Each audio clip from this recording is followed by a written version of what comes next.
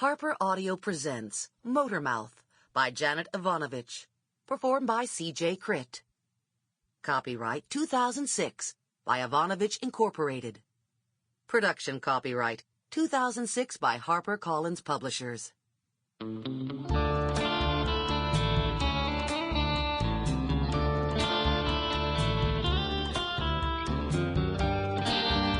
One. Sometimes there's a decision to be made between winning fairly and cheating for a good cause. And sometimes, in the heat of competition, I've slipped south of fair. So I understand the temptation. But here's the thing about cheating. Don't cheat me. I take it personally. And I was pretty sure I had my eye on a guy who was cheating at my expense. He was wearing a red suit. He was driving a flashy car with a big 69 painted on the side, and he was going too fast. I had my binoculars trained on him as he took a turn, his left front tire tight to the curve. I was standing on the flat roof of the Homestead-Miami Speedway grandstand, getting a bird's-eye view of the scrubby Florida landscape. Heat waves shimmered on the track below me, and the air was thick with fumes from scorched rubber, high-octane gas, and the euphoria NASCAR brings to a race. I was with 42 guys on the roof. I was the only one on the roof wearing a pink lace thong.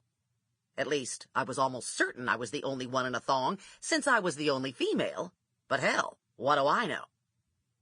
I was wearing tight black jeans and a Stiller racing shirt.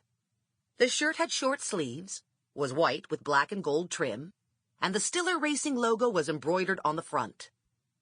The embroidered name on the back was a garage joke, Motormouth. I'm Sam Hooker's race day spotter. I'm the lip-glossed, bleached blonde who whispers into Hooker's ear while he sweats his brains out in a black and gold fire-resistant jumpsuit each week. This week, Hooker was running his black Metro-sponsored car around and around the Homestead 1.5-mile oval. It was the last race of the season, and I was looking forward to a change of pace. I love my job, but there comes a time when a girl just wants to shimmy into a sexy little dress and sip a Cosmo at a restaurant that doesn't feature barbecue. Not that I don't like barbecue, but I've had a lot of it lately. Hooker's voice was loud and clear in my headset. Earth to Motormouth, talk to me. I'm thinking thoughts that can't go public. Are these thoughts about getting naked? Hooker asked. No, they're about getting even.